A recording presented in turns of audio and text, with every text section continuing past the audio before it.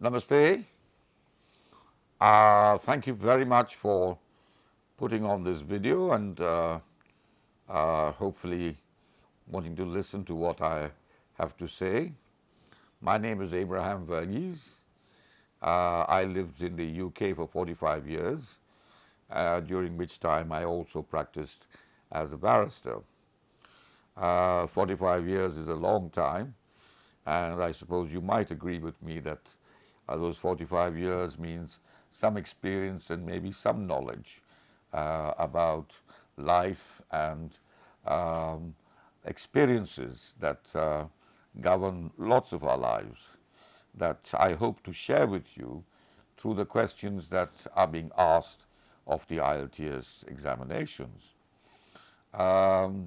These questions are available in this book, and it is available from B-Ghud, which is a premier institution around here.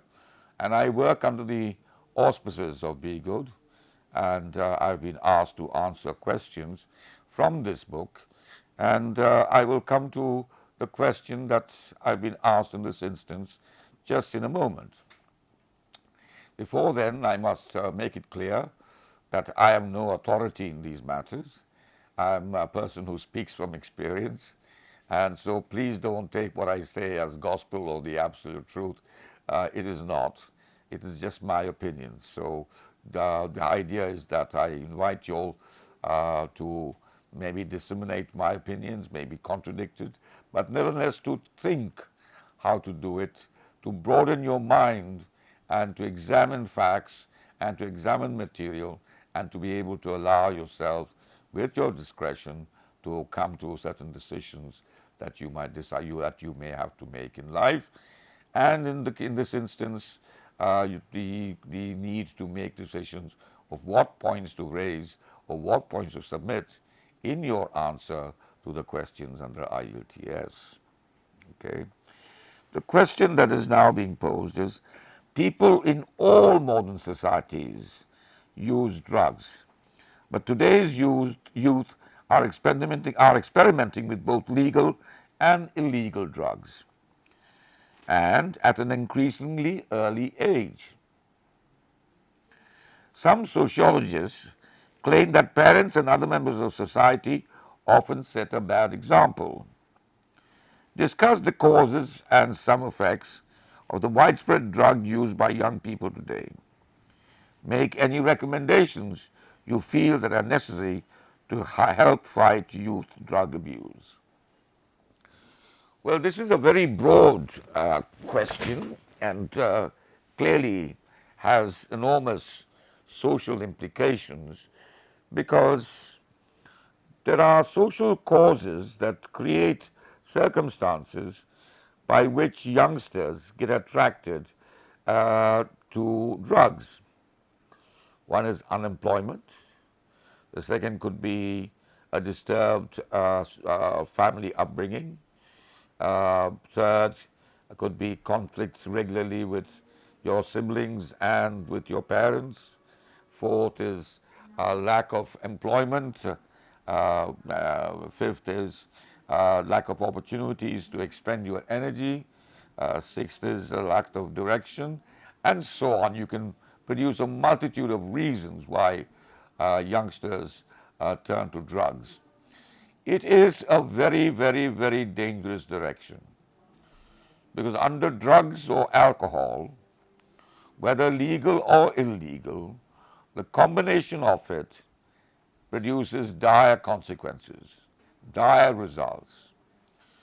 You might often end up doing things that you never intended when sober, or never intended when you were normal.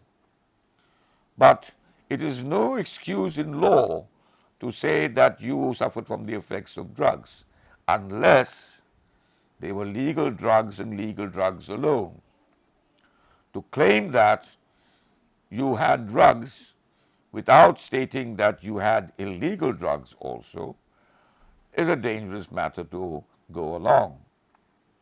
You see, there are situations that you might have heard of, many stories that you may have heard of, where rape, where murder, where deceit, where serious robbery, and so on and so forth take place because the persons was actually under drugs, under the use of drugs.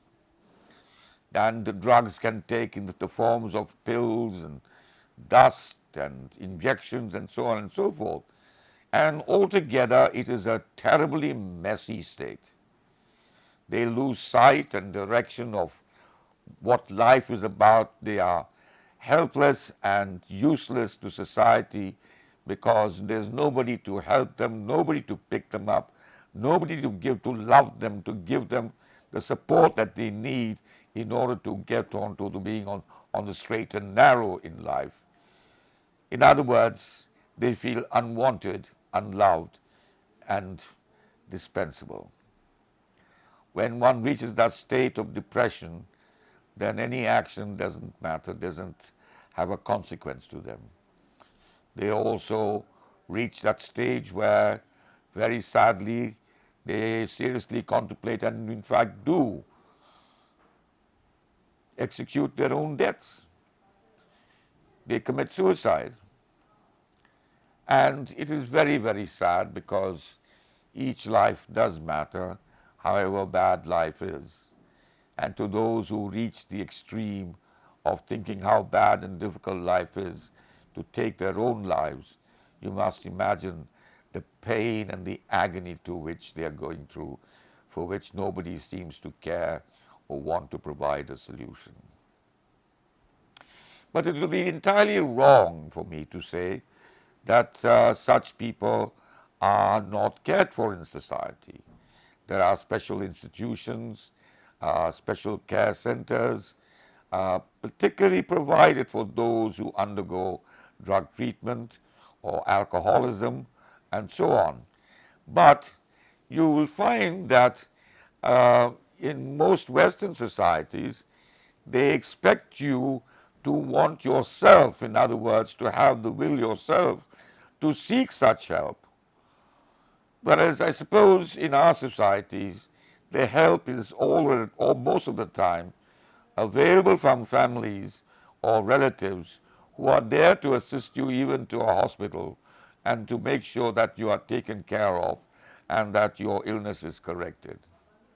But these are just value differences between societies that are going to exist for time immemorial to come in any event, unless some miracle occurs and people realize the value of human beings, though life itself may not be terribly meaningful to a lot of people. Now, when you look at the legal and illegal drugs, there is also one thing that you've got to realize. Boredom adds to the indulgence in drugs. At the same time, drugs are very, very useful. They are used in all kinds of medicine. And there are users of drugs amongst the older people, amongst the older society, in very limited quantities, controlled so that, let us say, after a good meal, instead of having a cigarette, they have a drug and doze off nicely for about an hour, in which they get very satisfactory sleep and then are able to operate with full vigor for the rest of the day and maybe into the evening. Like that, there are many, many instances where people use drugs in a very controlled fashion, in which case it can be quite constructive. But like telling a person, listen, just have 2 drinks a day, it's very healthy for you, 2 whiskeys or 2 brandies is very, very healthy for you. It is true. But how many of us are able to actually control ourselves with just 2? Most of us end up being quite drunk. And that is where the problem arises. But it's not often the case with older people, more mature people, who know the purpose of the drug, who appreciate and fear its consequences, and therefore respect it so that they can keep enjoying it without being a down nuisance to society or a problem to society or to themselves or to their immediate loved ones. That is understandable to a certain degree. But when you start indulging in illegal drugs and also using and abusing it at every instance, then things start going very wrong and society gets disrupted. It breaks down, law and order breaks down, and lots of investment has to take place from the government in order to control it. And besides that, there reaches a stage where many people who care about such people who have been put into these difficulties or enter into these difficulties get tested to the end of their abilities. And after a while, they think, well, hang this, I can't do much more. Well, I don't deny them that right to do so, especially where they have made an enormous effort and their efforts have failed or not become as successful as they wish. But we don't discourage them. We hope that some of them come back to add to the power and the strength of those who have entered this field with the purpose of saving society, these people who can turn around, just like other prisoners, to be constructive elements in society. Now, you would have also gathered from history that most of the kings and queens, but mainly the kings, also indulged in heavy drug taking. It is possibly out of boredom. They have got all that they want. They've got no challenges. But that is very unusual for kings, because all the time they are aware of people wanting to occupy their own seat. And there are challenges from different directions. So, while it is known that many of them indulge in serious drug taking, they have a core group of people to protect them and to bring them back to health so that they can then continue to govern sensibly and securely and for the future of the people. These are, of course, in many cases extreme examples, but I don't need to stretch your imagination to know how far drugs do exist, and matters of history such as the Opium War induced by the British desire to spread opium amongst the Chinese in order to control them.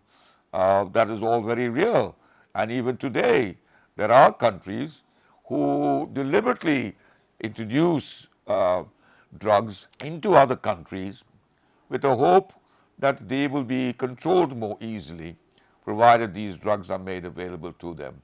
And yet at the same time, they do not condone the use of drugs in their own societies. We have got to be careful about these people, and we have also got to be very careful sometimes with friends that we call, who induce us into just giving it a try, just have a shot. Oh, it's not going to really affect you. Listen, it's not that bad at all. Within an hour or so, you'll feel great and fantastic, and soon afterwards it will disappear. Well, if that had happened, then I suppose there would not be a serious problem. But there is a serious problem that the world faces and we face as individuals. So, on the whole, it's a very broad question to answer. There are many leads that I have given you, and I hope that we can fight in particular the core elements in the society, such as the youth, who are a great source of drug abuse. I use source over here in a different context, and yet they are unable to get a job. They do not have monies. They are growing up. They are powerful and strong. They don't know the extent of their serious actions. They constantly rely or are under the wings of their parents, seeking their protection whenever required. And there are parents who naturally give them protection, which emboldens them to go and continue doing more. And then, of course, there are the peer groups, friends and people of the same age, who are also there to support you when required, but actually they are all going down the same drain and you are being taken along with it. Education is very important. Social circumstances are very important. Parental responsibility is very important. Teacher responsibility and duty is very important. And being with the right people is very important. This is one of the many things that our parents hope that we will do and keep telling us, why don't you bring your friends home? Because the parents can judge whether they are a positive or a negative influence on you and whether they have actually gone down the wrong path and are possibly taking you with it. So yes, there are many solutions available for the youth also, some of which I have touched upon. And so therefore, I thank you very much and say namaste.